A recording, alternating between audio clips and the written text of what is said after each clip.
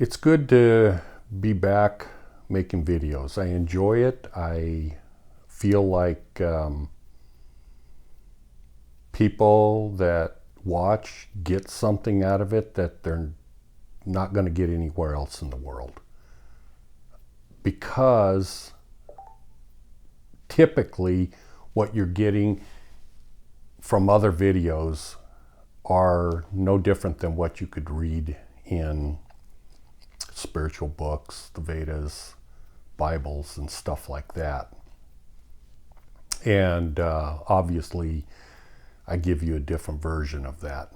Anyways, I don't have much on way of topic, but maybe you can see what I'm trying to talk about today. I know I wrote that yesterday, but someone referred me to that, no doubt with a good heart, and probably no doubt from India or somewhere over there that is steeped in the Hindu faith and religion and that sort of thing. And so I actually did, they wrote a comment on the YouTube channel. And like I said, no doubt with well-meaning intent for me to educate myself because I'm ignorant of what the spiritual truth is and stuff like that. Of course I'm not, but that's what most people think when they listen to me, because I don't comply with the standard written format of what is available in the world. So that book, excuse me, little background. Of course, you'll do your own research, but and I'm going to tear the hell out of the correct pronunciation probably, but it's Shiv Maha Puran. I don't know if that's the correct pronunciation. But I'm doing the best I can. A little background. This is and I'm going to ad-lib a little. Well, let me put it this way. As the book is written, or as the Veda, if you will, is written, it comes from some unknown ancient source. Well, it's assumed that it comes from Shiva, but from some unknown origin. It was eventually put into Sanskrit writing, who knows, 4,000 or 5,000 years ago, 3,000 years ago, and then was available to be disseminated through the Brahmin ranks to teach the Hindu faith to people. And so that's the basis of what it is. It is talking about the origins of reality, of the universe, of how things came into being. And then it delineates out a story that is obviously, you could assume that it is either based millions of years ago, or you could assume that it is storytelling to make a point because it depicts a reality time that isn't even close to what we experience today, where in that particular story the gods walked the earth and they performed all kinds of supernatural things, and the gods lived forever, essentially, intermingling with the people. So it would be assumed, I'm guessing, it would be assumed by the Hindu faith that this was taking place in the righteous yuga of time, the earliest one. You know, there's like, 4 yugas, and we're in the Kali Yuga at this time. And so there you go. That's the official version of what that particular writing is all about. Let me start with saying, first of all, it's a good writing. I believe that everyone should read it and study it. But, as always, you need help from God to understand it. Because if you don't get the help from God to understand it, and I don't mean Shiva, but I mean the God that Jesus prayed to, if you do not get help, you're not going to understand correctly what that writing is all about. What you will understand is Shiva's version of it. That's what you're going to understand. And those of you that have watched my videos know that Shiva is the same individual as Satan. And so what you're doing is you're getting Satan's version of reality and how it was created and how it's maintained and the process of how human beings came into existence and the heavens and the earth and everything else. So, of course, that will be taken offensively from those who profess the faith of, well, basically most of the Eastern faiths that revolve around Hinduism, Sanatana Dharma, all of these types of faiths and everything. It will be taken as offensive how I present it. But I don't care, because I'm only concerned with the love of God. I'm only concerned with disseminating the absolute truth. And everything that I talk about and present, I back up unequivocally with the fact that I got this information directly from God, not from a book, and that I stand behind it with my eternal life. In other words, rather than a coward hiding behind a book or PhD degrees or anything else, I'm telling you that I stake my life upon what I teach. So much so, I'm not talking about my physical human life right now as you see it through the video, but my eternal essence, my eternal soul, everything that I stand for, that I have ever been from the very beginning of time. I stand behind it and put it at stake and say that if it is untrue, then cast me into the deepest dungeons of hell that you can conceive of. I don't care, because I'm only concerned about the love of God. That's all. And of course, a derivative off of that is you. Those that profess a love for God, those that profess a love for me. That's what I'm concerned about. Nothing else. I don't care about the powers of supernatural beings and gods and this and that. None of that concerns me in the least degree, and I'm not afraid of it. Okay. So let me give you my version of it, and I would like you to, when you read this, take it into account. Because, see, here's the thing. People, they talk about ego, for instance, and they go, oh, well, you have to eliminate your ego. But here's the weird thing. They read these things with an ego, with a preconceived notion of what reality is, which is, by the way, an ego.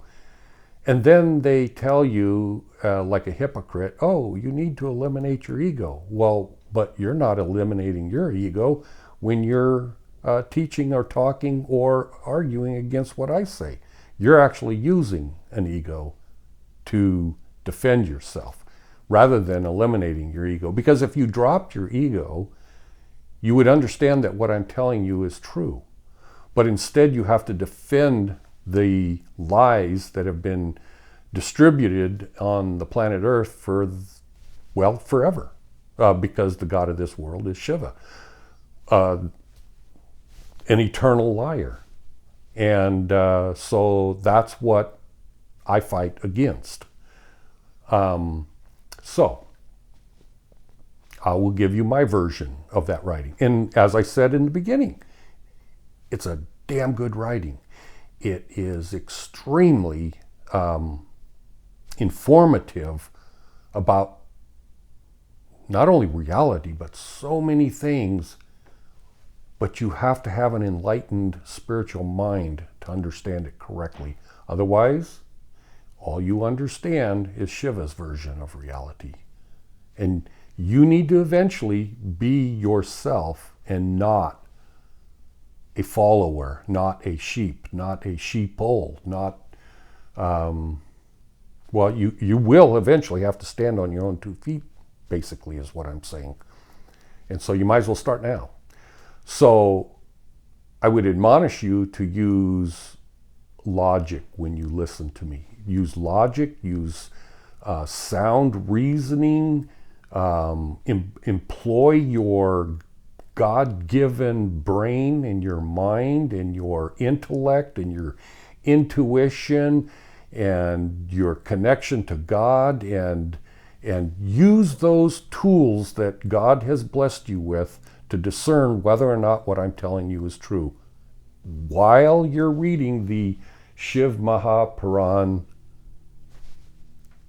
obviously I'm not from India, so I'm not, all these terms are driven from Indian descent, and so it's not familiar to me, because I only started, I'm off on a tangent here, but I only started trying to discover the faiths taught by gurus throughout the world and throughout the ages from India. I only started down that path less than 20 years ago. Prior to that, it was 35, 40 years of intense Christianity. And since then, I decided, well, with 100% of Christianity, I'm not getting the truth that my heart and soul desires. Even though I have had supernatural input from spiritual beings, angelic beings, etc., I still was lacking what I was hungry for. And so that's when I went out and started searching every source on the planet.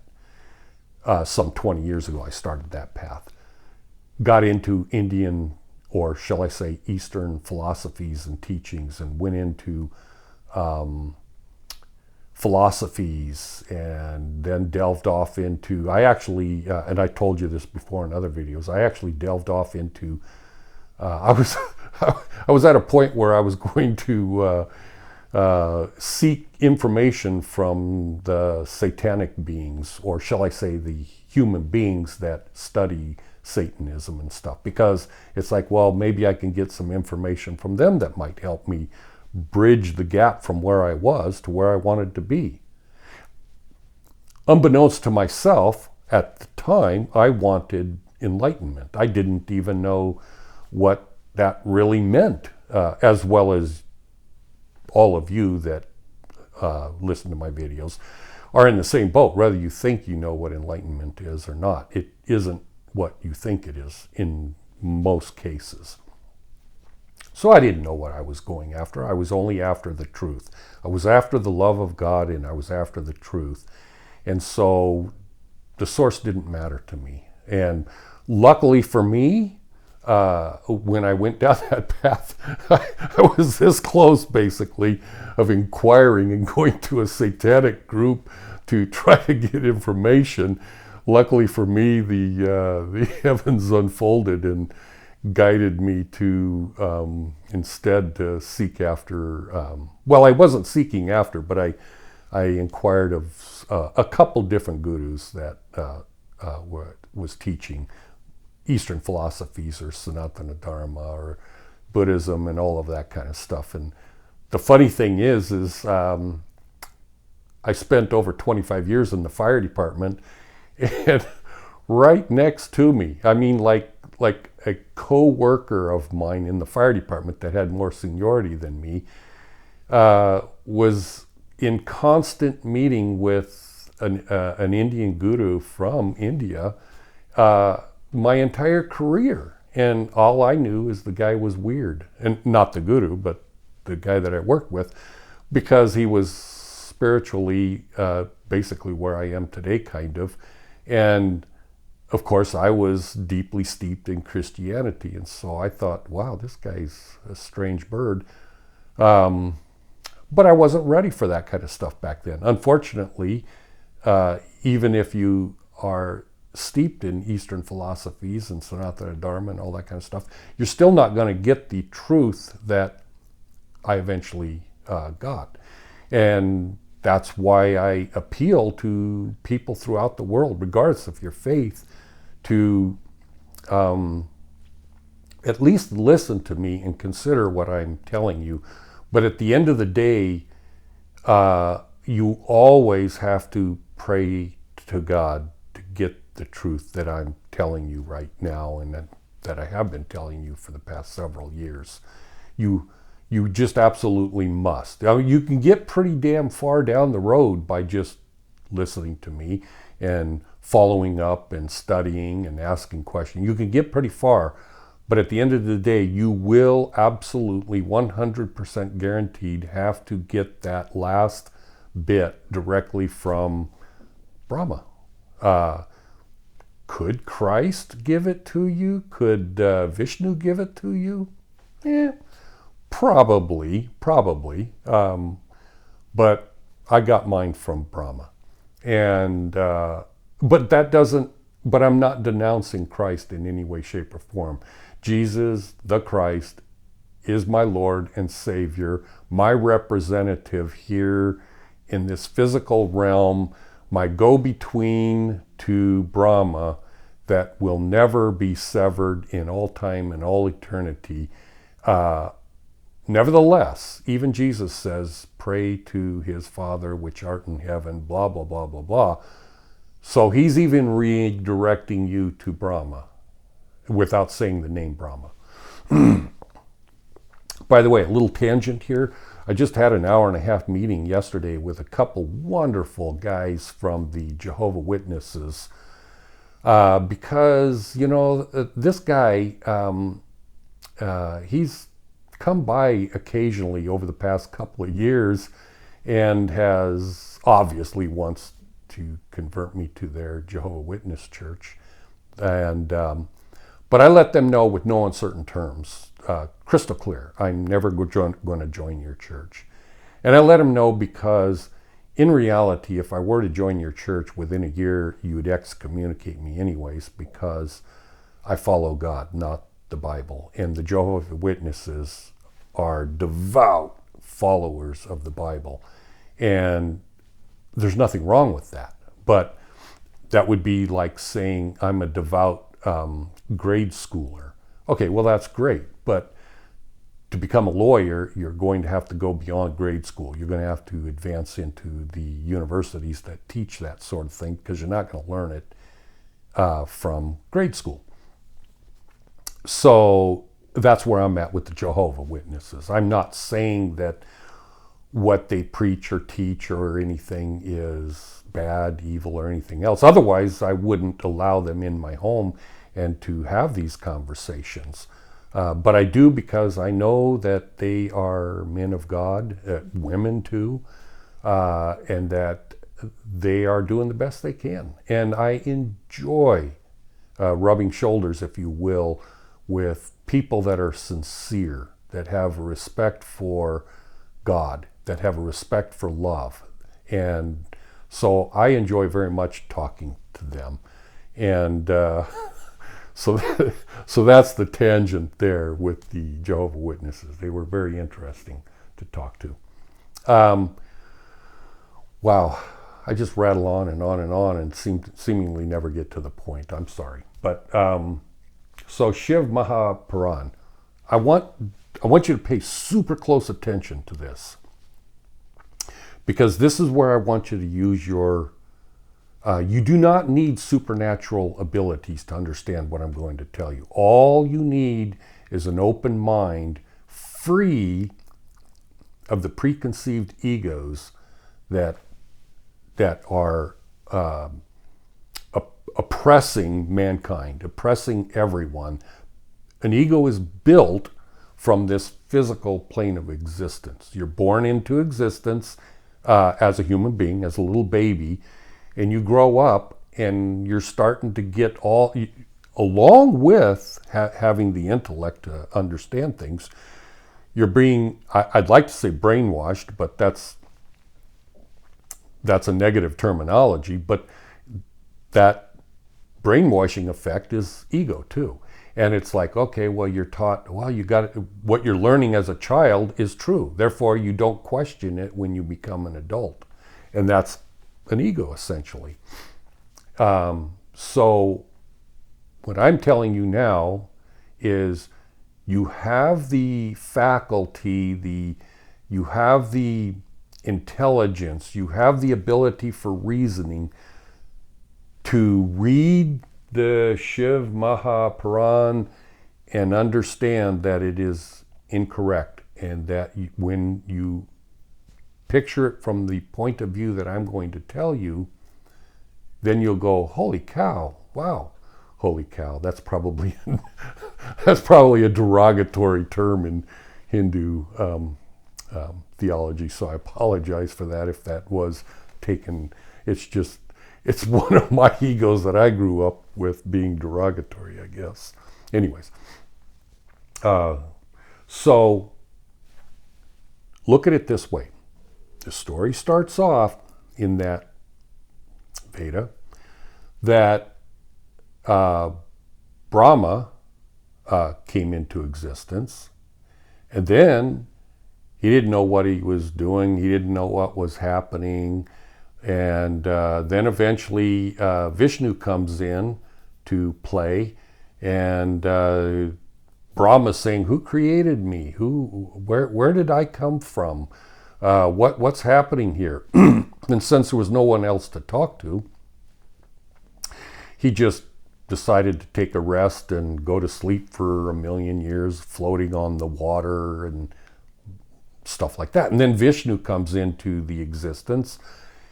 And then now Brahma and Vishnu are there, and they started arguing about the creation and reality, and essentially fighting with each other. And then lo and behold comes into the scene Shiva. And Shiva takes control of the situation and says, you idiots, I'm the God of everything, and blah, blah, blah, blah, blah. I want you to stop right there. This is where I want you to employ your God-given reasoning talents and abilities to prove 100% from this point forward that everything you're reading is a point of view from a liar. Because you cannot have Brahma that comes into the scene first,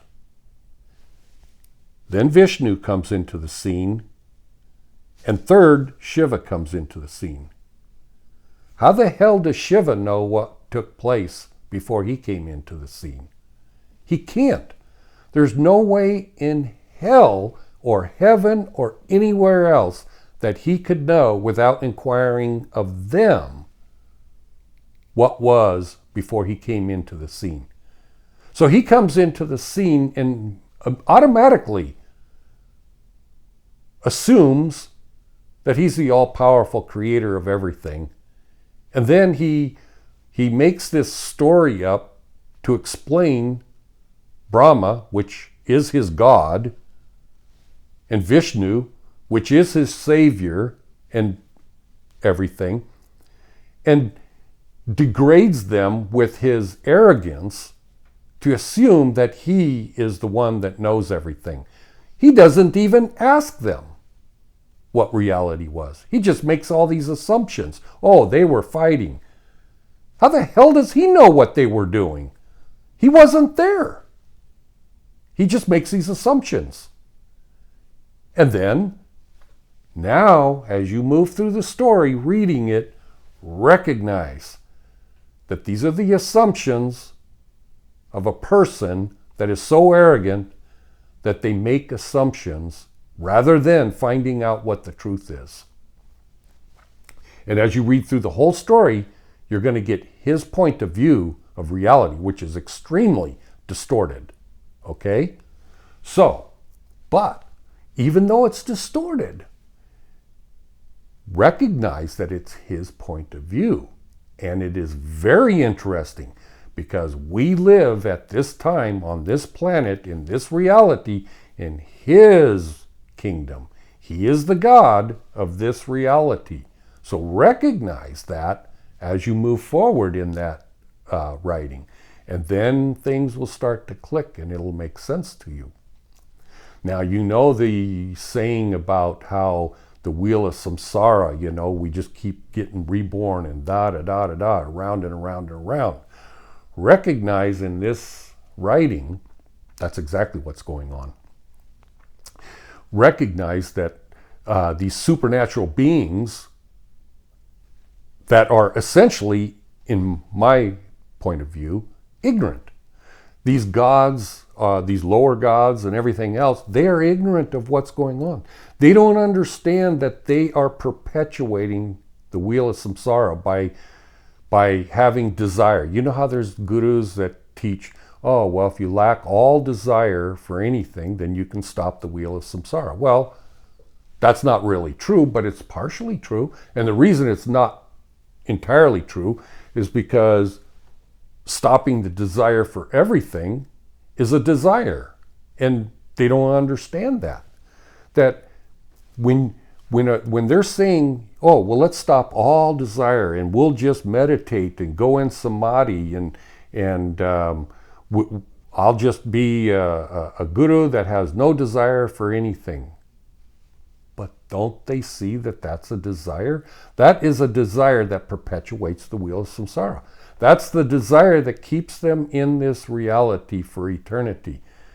To actually want to end all desire is a desire. I don't understand how people can't see these, to me, obvious truths. You are here for a purpose. It isn't accidental that you are in this vicious cycle. It is here because you desire to be here. And that's why you are here. To want to stop that desire is a desire. And it will perpetuate the wheel of samsara. You are here for a purpose. Figure out what that purpose is. Figure out that it is, I'm telling you what it is. The purpose is to find out what the hell you are. To find out what you are made of. To find out if you have courage. To find out if you have love in your soul and in your heart. To find out what you're going to do in all sorts of situations, regardless of what it is. It could be a living hell situation.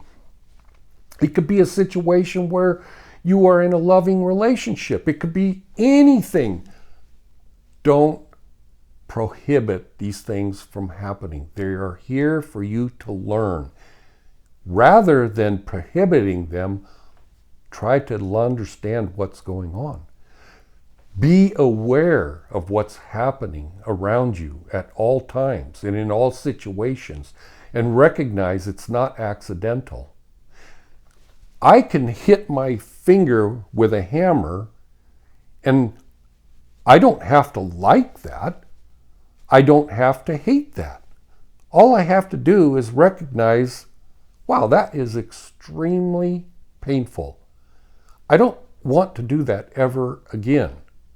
I don't know what it is I'm supposed to learn about this. I'll just put that in the background and hopefully I'll learn what it is at some other time. Of course, I'm using my thumb being hammered as an analogy for all sorts of crazy things that happen in this reality. But it will make sense eventually. That's what we are here for. And when we figure this out and we learn it all, then yes, the wheel of samsara is over and you move on out of this physical plane of existence, out of this reality that is the God is Satan, and onto a different reality where we don't have to exist in this situation anymore. But you're never going to get there by desiring for the learning to stop. It's never going to happen. So as you read through this book, recognize it's Shiva's point of view, not Brahma's point of view. And it shouldn't be your point of view. All you should be doing is reading it and recognizing, This is very interesting. He, meaning Shiva, thought that this was true. Let me go back and I want to state something absolutely crystal clear. I don't know if this is true. I'm telling you that from the core of my being and everything that I have learned thus far tells me that I don't know. But I do know that I'm repulsed by the absence of love. That I do know, okay? I feel the absence of love from Shiva, from Satan. And that is why I am repulsed. Does that mean I hate Satan? No. It doesn't mean anything. I'm actually apathetic for his cause.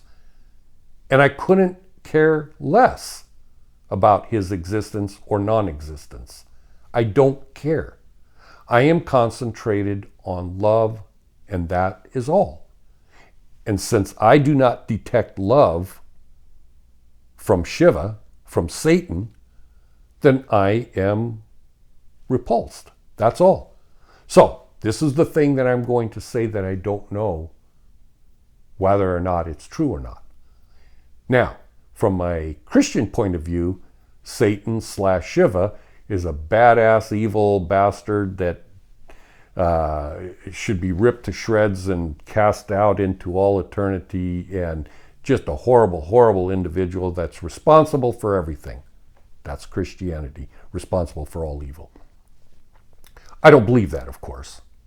I don't know exactly what version I believe. But I also know from a Hindu base, the philosophy of Shiva is the same as Christianity feels about Christ. Their point of view is so warped in the fact that they'll say Shiva is love. Well, in one version, Shiva's love, and in another version, he's destroying everything. Okay, so if a liar lies to you about something, you could think, oh, well, that's a great person.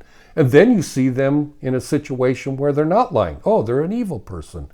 So you got to make a choice, because Shiva appears in both realities, both evil and good. So which one is he lying about? Oh, well, he's both, according to Hinduism. Not good enough for me. I'm sorry. My brain, my intellect, my spiritual connection to God tells me that that person, that individual, that God is a liar. And I do not feel and detect through my intuition the love. They feel the love? That's fine. That's fine. I don't know how they feel it, but I'm okay with they feel it. I'm just telling you, are you feeling it because it's a lie? Or are you feeling it because it's something that you have been taught from birth, from your parents and your spiritual leaders, etc., etc.? Do you actually have experiential proof from this deity that this deity is teaching love? That's what I'm asking you personally, because I have the experiential truth that that is not the case, aside from whatever is written. So, when you read this Veda, when you read this book, take into account and find out how interesting it is that these individuals are caught up in this illusory reality, and they're going, oh my gosh, I need you to bring my son back, and will you grant me this boon, and blah, blah, blah, blah, blah. And it's like, well, says the God or the deity, I don't know, I made this commitment to this person, so I really can't go back on it, and blah, blah, blah, blah, blah. This is perpetuating the wheel of samsara. It's like, in reality, if you were enlightened and you understood that this is an illusory reality, you would get into a situation where, why would you ask for a boon? Why would you ask for this wonderful blessing from a God when what has played out has played out. Why wouldn't you just accept it for what it is and allow the wheel of samsara to end? Why wouldn't you just go, oh, this deity destroyed my children and took my family and did this and did that and everything else, and it's like, I don't know why they did it. It's all illusory anyways. Everything is eternal. Do I miss my spouse, my child, or whatever it is that this demon took? Yeah.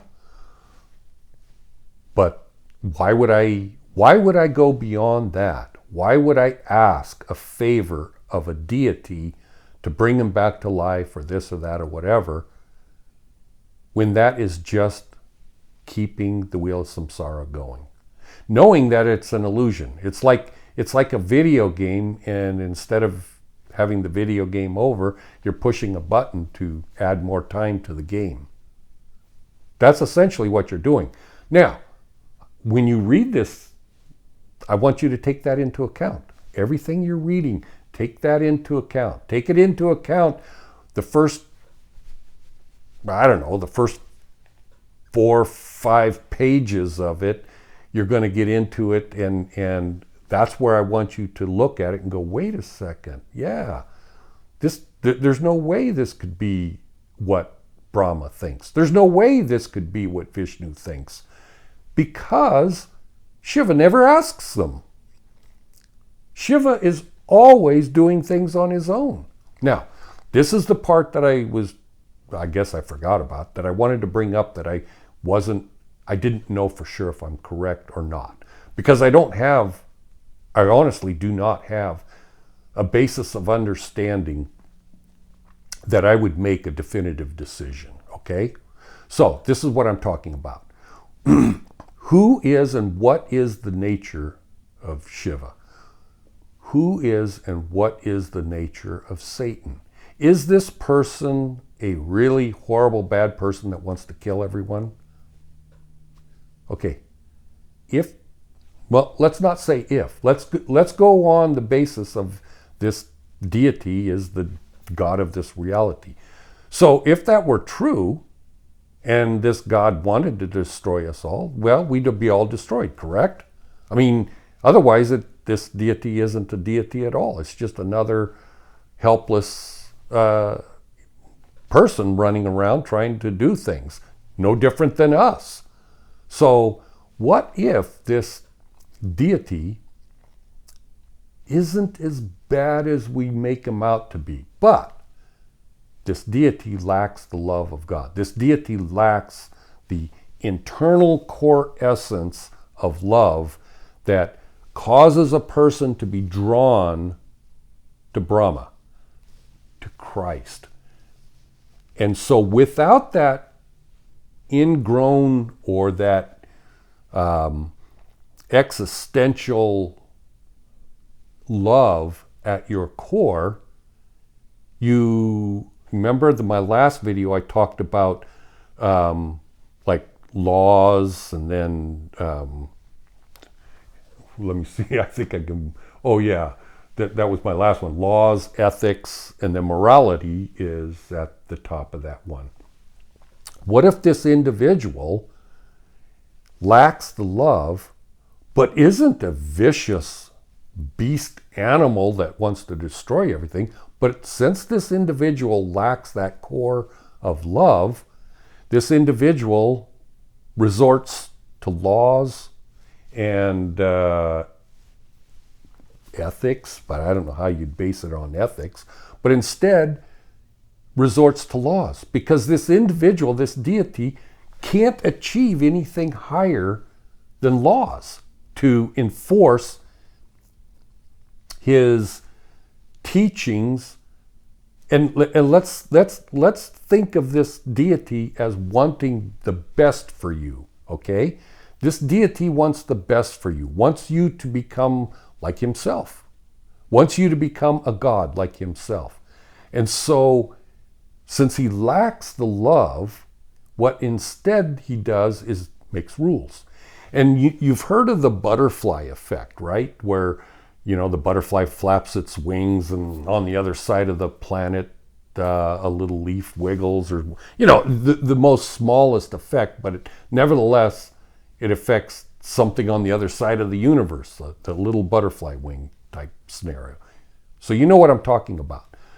So what if this deity is like the butterfly, and he flaps his little wings, so to say, or his big wings, his God wings, and what is the outcome of that? Since there's no love involved, now we're at war, and we fight with each other, and we want more money for power to enforce our rule and our power and everything. And as a derivative of that, it gets down to the local human beings, and it's like, you give me that or I'll kill you. And so they stab each other and they kill each other, and a guy is like, I want sex, so he goes out and rapes a woman or something, and it's all about selfish desires. For power, for everything is around yourself and your selfishness and what you want. That's a derivative of a deity that may not be what we would quote as evil, but a deity that lacks the love. The butterfly effect comes out, and it all turns to hell. It all turns to shit. It all turns to evil. And the only thing that keeps the butterfly effect from turning to total blackness and darkness and evil and horror and all of that stuff, the only thing that stops that from happening is when you, an individual, extricates yourself from that system and goes, you know what? I don't like that. That doesn't feel right to my heart and soul. I am going to have to seek guidance from a different source because I don't like that. Even though it's a given that it's true, even though it's a given from a God that when this thing was the Shiv Maha Puran was originally coined, these deities were on the earth at that time. And they had all grandiose powers and authorities and all these sorts of things happening at the time. And who are we to argue against that? These puny little humans with barely enough strength in ourselves to feed us, keep us alive. So you bow at the feet of these grandiose gods and everything. And here we are, millions of years later, in a situation that is the butterfly effect from a deity that may not necessarily be evil, but in fact lacks the pure love of God that I am hoping is in your heart and soul. And that's why I make these videos, because you seek the pure love of God and you're not finding it here. You're not finding it in these writings. You're not finding it in Christianity. You're not finding it anywhere. And so you are like, where is it? I'm telling you where it is. I have that in my heart and soul. You have it in your heart and soul. And you're seeking the source of all of that. And the source of all that is Brahma. The source of all that, Christ pointed you to Brahma, the God that he prayed to. And because of that, you can find that truth too. And that's what you are seeking after. That's what I was seeking after. I didn't find it anywhere. I found bits and pieces. I found a little bit here, a little bit there, a lot over here. But no matter where I went, I wasn't finding the source. And so I had to do it on my own. And then I finally found the source, Brahma. But that source is never, ever, ever going to be an undeserved gift that just is given to you. You have to actually seek after it. And you have to put every effort possible into it to find it. Now here's the discussion I had with my brother yesterday about love. And he was surmising that love is an outgoing thing, and that you couldn't love yourself because love is something that you cast out. And it kind of makes sense, because you could say, well, in the beginning, God shined his light into the darkness. And as I say, God cast his love into the darkness. And we all responded to that to create ourselves into the existence of where we are today, including Shiva. Because the original, if you read that book, the original person that was here in the beginning was Brahma. And it accounts for the creation pretty good in there, where it talks about there wasn't darkness, there was no light, there was no hot, there was no cold, there was, and it goes, that's pretty damned accurate. But the thing is Brahma was already there.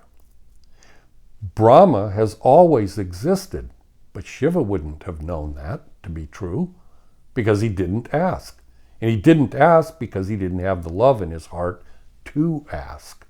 He thought of himself as a god, rather than as a potential god. Well, is he a god? Well, under the categories of gods, yeah, of course he's a god. He ain't the God that I worship. He's not the God that I ignore that particular God. So, is love an outgoing thing? Yeah, I think it is, but is it also an in-shining thing? I asked my wife about that, and she says, yeah, it's an in-shining thing also. So yes, you can love yourself. However, can love darkness? I don't think so. So if we assume Shiva has darkness in his heart and soul, can he love himself? It seems quite apparent that he doesn't love himself. So there may very well be a aspect of love that it isn't attracted to darkness. Now we can say, well, how is it then that Brahma cast his love into the darkness? He didn't cast it into the darkness. Rather, he cast it out. It happened to go into the darkness, but that doesn't mean he loved the darkness.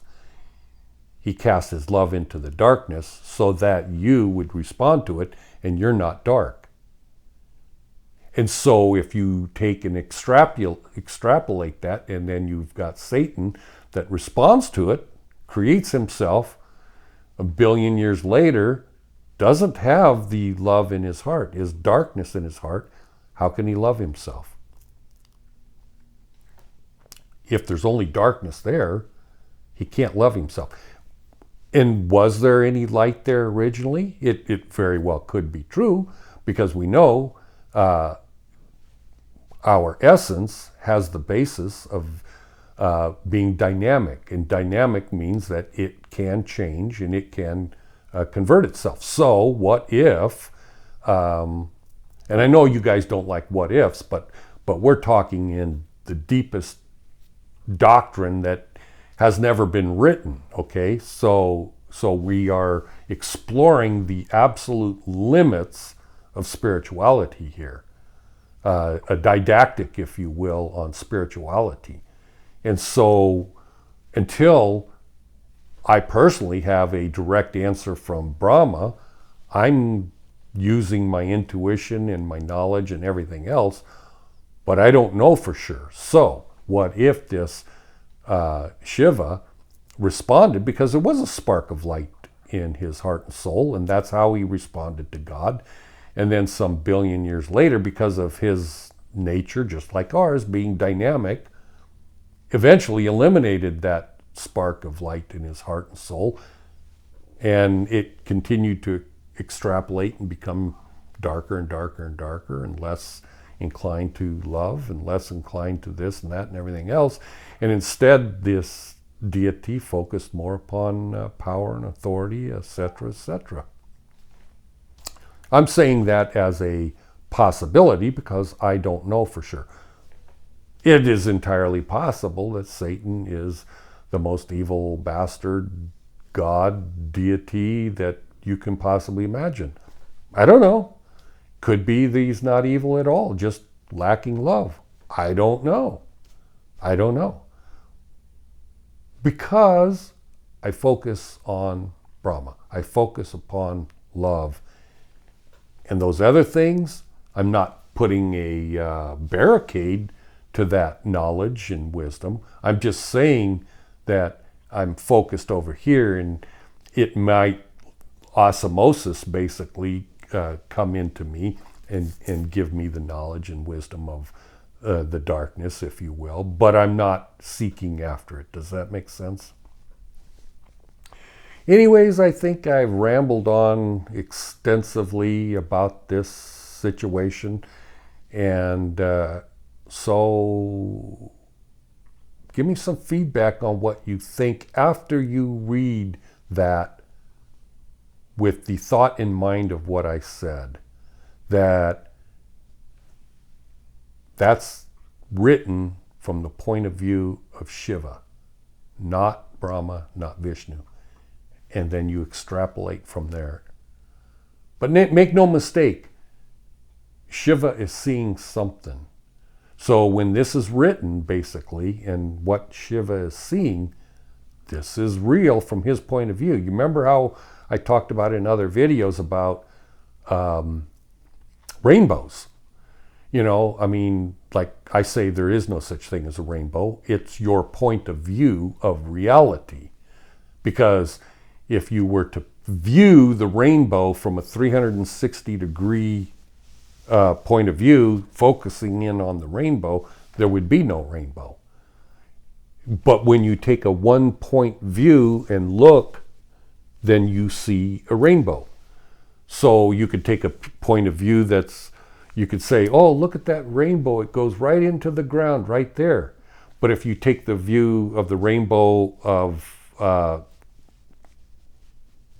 300 yards that direction and looking at the exact same rainbow at the exact same time, it doesn't go into the ground right there. It actually goes into the ground somewhere else. Or maybe it doesn't even go into the ground, because different points of view of the same thing tell you a different version of it.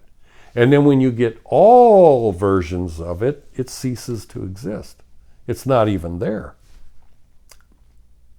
So when you read this, you're getting the point of view of Shiva. You're not getting the real point of view of what reality is and how it was created. I think I've belabored that point enough. As always, I appreciate you watching. I appreciate you being my friend. I appreciate those that reach out to me, and I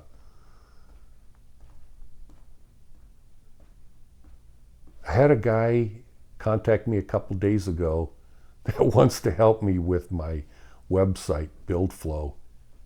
And what an absolute friend. I mean, this guy has been watching the videos for a couple years now. I emphatically trust him with everything. Honestly, I wish he would take the whole damn thing and just give me some money if it ever turns out to work. Because I trust him with everything, my life, my everything, because he's proven himself to be grounded in love, as well as others that I've been in contact with over the years. I love you very much. God loves you very much. I understand, God understands that your life is extremely difficult at times. And things are not necessarily getting better in the world.